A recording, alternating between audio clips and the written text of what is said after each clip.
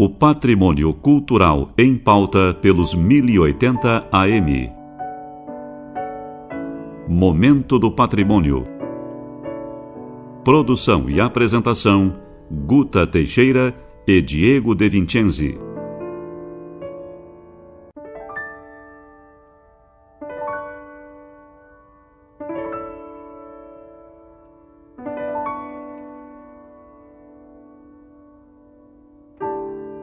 Boa noite, ouvintes. No programa de hoje, retomaremos o tema patrimônio ambiental em entrevista com a mestra em arquitetura pela URGS, Miriam Sartori Rodrigues, que é diretora do IPHAI, Instituto do Patrimônio Histórico e Artístico do Estado. A primeira pergunta é do Diego. Arquiteta, qual foi a primeira área ambiental tombada no Brasil e no Rio Grande do Sul? Bom, no Rio Grande do Sul a gente sempre foi assim, teve uma vanguarda importante na questão ambiental, né? Com Luxemburg, o grupo, né, da Magda Renner ali, dos amigos, né, do HPAN, e isso realmente refletiu em nível nacional na questão ambiental. No Rio Grande do Sul, a gente teve a proteção dos nossos parques estaduais, o tombamento de 4 parques, né, aqui no Rio Grande do Sul, que foram os primeiros em 1987, que foram o Parque Florestal do Turvo, que é na região de Tenente Portela, é bem no norte, lá na calha do Rio Uruguai, que é vamos dizer assim, é um local, um parque extremamente importante, é o que sobrou lá no norte do estado, que não foi cortado, né, em termos de Mata Atlântica original, para transformar em área de plantio, né, principalmente o agronegócio, né, soja ali naquela região de Santa Rosa, Santo Ângelo, toda aquela região toda, não existe nada, né, nada de reserva florestal, foi tudo cortado. Então, o Parque Estadual estadual do Turvo, lá em Tenente Portela, é uma preciosidade que tem que ser preservada. E está sofrendo riscos, né? Porque querem implantar as barragens e querem, inclusive, redefinir os limites do próprio parque. E é lá que existe, inclusive, uma reserva não só de espécies vegetais, mas também espécies animais com risco de extinção, que fazem parte da lista de extinção, né? Como a própria onça pintada e outros animais queixada, animais, né, mamíferos um pouco de maior porte, estão presentes lá naquele espaço, porque realmente ele tem uma área um pouco mais ampla do que os demais. O Parque Estadual de Rondinha, né, que hoje é o Parque Estadual de Papagaio Charão, né, que é lá em Rondinha, também no norte. O Parque de Espigão Alto, que é em Barracão, né, então e o Parque Nonoai, que hoje se transformou numa área indígena, né. Ele era um parque e agora ele deixou de ser parque e se transformou numa reserva indígena, lá em Nonoai. Então, esses 4 foram em 87. Em nível nacional, foi a Gruta de Mangabeira, em Ituaçu, Bahia, em 1962. Foi o primeiro de origem natural que foi preservado, foi tombado, né, pelo IPHAN. Então, esse em nível federal. E faz parte do livro do tombo arqueológico, etnográfico e paisagístico. Então, mesmo sem essa visão mais ampla de patrimônio ambiental, patrimônio cultural, né, nesse sentido mais amplo, já existia pontualmente essas preservações de áreas de parque. E depois, em 70, então, houve vários tombamentos de origem natural, principalmente morros e formações rochosas, e na década de 90, então, tombamento de áreas de florestas. E é o tombamento que tem protegido nossos parques. As nossas reservas, exatamente, em função da proteção por meio de parques. No Rio Grande do Sul, nós temos vários, né, que foram tombados, que estão incluídos no tombamento da Mata Atlântica. A Mata Atlântica, né, foi importante, foi em 92. Na verdade, o edital saiu em 92 e a portaria de tombamento foi em fevereiro de 93. Protege praticamente o que sobrou da Mata Atlântica no estado do Rio Grande do Sul, foi completamente levantado esse perímetro e foi tombado. Principalmente a área fora dos perímetros urbanos, onde ainda existia, né, remanescentes da mata, principalmente na área da Depressão Central e mais, né, ao norte do estado, assim, alguma coisa no noroeste. Então, essa é a faixa litorânea, que vai até ao Taim, né? O Taim está protegido pelo tombamento, porque não é só a Mata Atlântica, são os ecossistemas associados. Aí entra a Lagoa do Peixe, né, e a reserva do Taim. Então, tem uma série de parques estaduais que foram protegidos pelo tombamento da Mata Atlântica, como o Parque da Guarita, o Parque de Itapeva, né? Em nível federal, o Cambará do Sul, Serra Geral, lá, né? Em Cambará. Então, existem esses parques todos que fazem parte da que estão dentro da Mata Atlântica e foram protegidos pelo tombamento.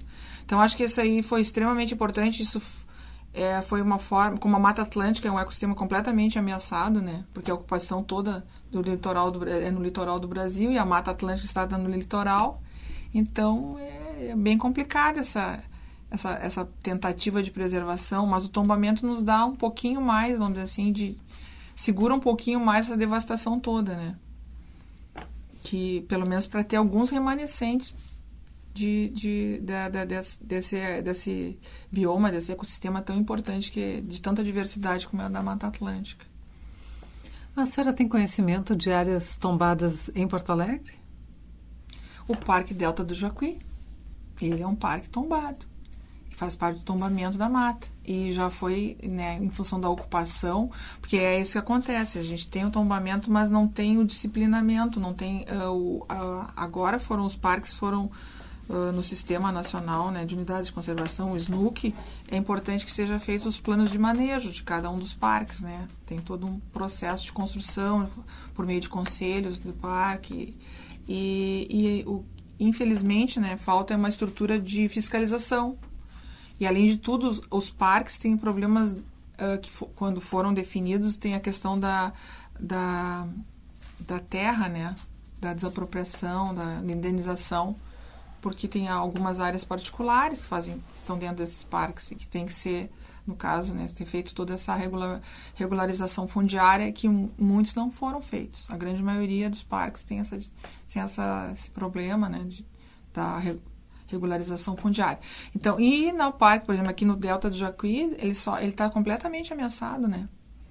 Porque, primeiro, tem mais de 25 mil pessoas ocupando o parque. E foi não me lembro se 2002, 2003, foi feita uma redução da área do parque. Foi criada uma APA. A APA é dentro do sistema de unidade de conservação, é uma área que pode ser habitada por pessoas de uma forma, né, não é tão restritiva quanto um parque, quanto uma reserva biológica, tem um grau de proteção. Então, por exemplo, a reserva biológica da Ilha dos Lobos é uma reserva biológica, só dos lobos, não pode ter vida humana, né, não, realmente, e os praticantes daquela onda gigante que gostam de ir lá né, pegar onda na Ilha dos Lobos, eles estão completamente fora da lei fazendo isso, porque lá é uma reserva biológica e é dos lobos marinhos, né? O ser humano não tem que praticar esporte nenhum lá, né? Lá é o lugar dos animais, então essa questão é uma reserva biológica, tem que ser preservada de forma rigorosa. O parque, né, também tem um rigor, mas a APA é, então, mais flexibilizada e tal. Depois tem as zonas de amortecimento, tem todo um conjunto de proteção, do mais rigoroso ao menos. E aqui, então, foi criada essa APA, porque havia uma antropização do parque em função das invasões, tanto das pessoas que não têm onde morar, quanto das casas de veraneio ao longo do Jacuí, né?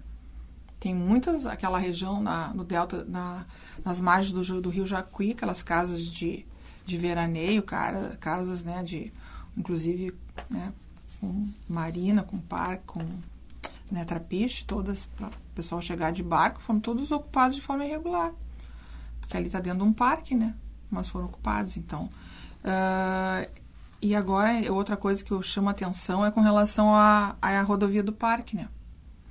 Então, quando é encaminhado por um órgão que faz a análise do licenciamento ambiental, né, de todos esses empreendimentos, tanto na área de estradas, quanto em outro tipo de empreendimento, condomínios e tal, essa preocupação com a questão ambiental como se nós fôssemos contra o desenvolvimento, como se preservar fosse na contramão agora que desenvolvimento é esse, que destrói, né, o próprio meio ambiente e o local onde tem de sobrevivência, porque a captação de águas, principalmente Canoas, é ali no Arroio das Garças. Está escrita a plaquinha, área sensivelmente né, de sensibilidade ambiental. Mas no entorno ali já está sendo ocupada por casas. Eu ontem passei por ali, fiquei apavorada. Assim, cada dia que tu passa naquela estrada, no mínimo tem 10 barracos sendo construídos. e ali assim estão aterrando com lixo, e como aconteceu aqui no Parque Delta do Jacuí. Então, aliás, ali também é o parque, né? Mas vamos dizer assim, é um outro lado agora que está tendo acesso em função da rodovia do parque. A rodovia é importante desafogar a BR, sim. E agora? Essa ocupação que está acontecendo.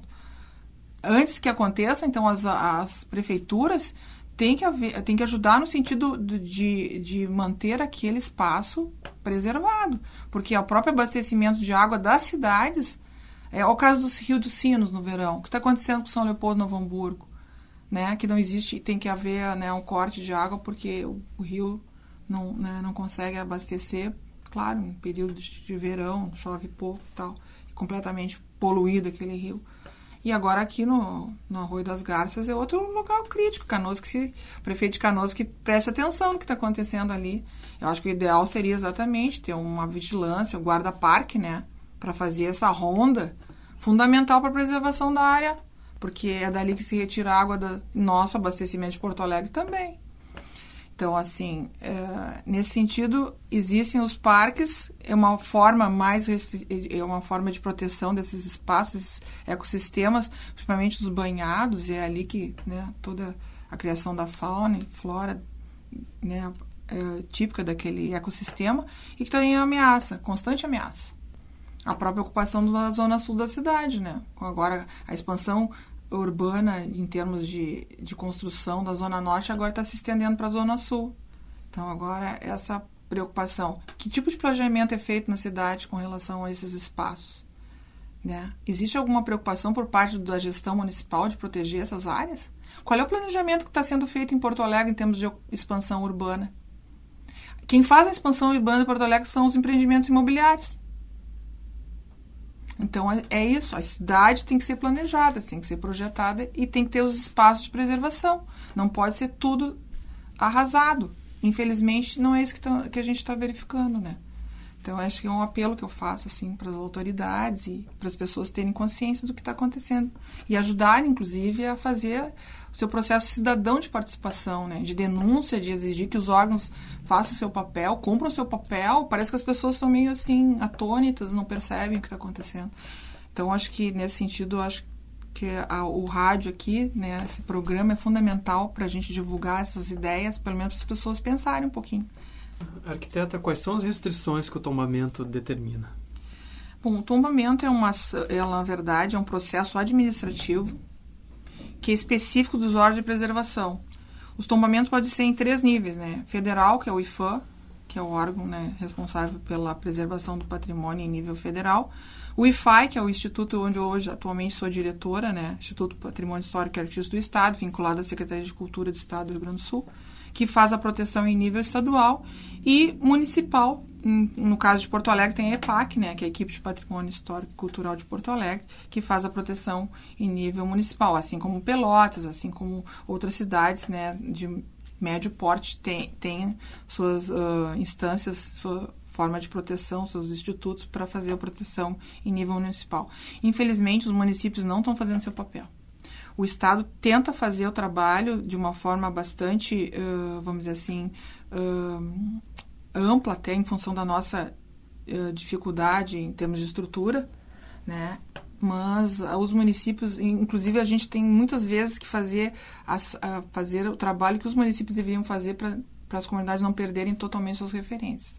Então, muitas cidades do interior apelam, né, pessoas, cidadãos, né, inclusive, fazem abaixo-assinados e pedem tombamento em nível estadual. Muitas vezes não teriam, assim, porque para se tombar, ela tem que ter algo que linke com a história do Estado, né? Então, tem os níveis exatamente por isso, né? Ela tem que ser representativa para o Estado do Rio Grande do Sul. Muitas vezes tem edificações que são representativas para uma comunidade, para uma cidade, mas não são, assim, em termos, né, estaduais, não teria essa representatividade. E muitas vezes, para não se perder, se abre o processo de tombamento em nível estadual exatamente para que sejam protegidos. O tombamento, realmente, ele é regido por leis específicas, né? Nós temos a Lei 7.231, que foi aprovada na década de 70, né? Em 1971, e que remete ao Decreto-Lei 25, que é o decreto que exatamente que disciplina toda essa questão do tombamento, essa proteção mais rigorosa, estabelece multas, define áreas de entorno de proteção para preservar a ambiência e a visibilidade do bem tombado. Então, disciplina também a questão com relação quando é necessário a venda do imóvel, também prioriza, né, ao poder público a preferência, o direito de preferência. Então, estabelece uma série de mecanismos e ela foi a origem dela é ainda, a discussão ainda foi anterior a 37, né? Principalmente pelo grupo mineiro, o pessoal de Minas, né? Mário de Andrade, todo aquele pessoal lá do modernismo, exatamente que acabou formatando, né, essa lei e que foi ainda implantada no governo do Getúlio Vargas, na época da ditadura Vargas, né? Gustavo Capanema era o ministro da Educação e Cultura na época. Então, é uma lei extremamente importante, né? E ela ela nos dá exatamente essa possibilidade de preservação. E ela realmente, com todos esses anos que ela tem, ela é de 37, ela é extremamente atualizada e importante para nós. Porque se não fosse ela, muita coisa, assim, ó, grande parte do que a gente conseguiu ainda, esse recorte de preservação que se fez, né, que não representa o patrimônio cultural nem do Brasil, nem do Estado, mas é que a gente conseguiu, né, de alguma forma, dentro dos conceitos de cada época, e por isso agora a paisagem cultural é um novo conceito que está sendo construído, é um novo entendimento de preservação, e aí entram muito mais atores do que simplesmente o órgão descolado das comunidades, ou só os técnicos, entendeu? Ou só arquitetos e historiadores, e entre uma equipe multidisciplinar, formada inclusive por antropólogos, sociólogos, então é uma visão muito mais ampla, né? E transdisciplinar da questão da preservação. Então, todos esses avanços, a partir de toda essa discussão, dessa trajetória de preservação. E o decreto-lei, né, 25, realmente é fundamental para nós da área de preservação. Arquiteta Miriam, nós queremos então agradecer a sua presença. Muito obrigada pela entrevista. Muito obrigada pelo espaço. Eu que agradeço e espero ter contribuído com um pouco de informação, principalmente para os nossos alunos, né? Que a gente está passando o nosso conhecimento para eles exatamente assumirem esse papel de agentes transformadores da sociedade. Certamente. Muito obrigada. Muito obrigada. Boa noite.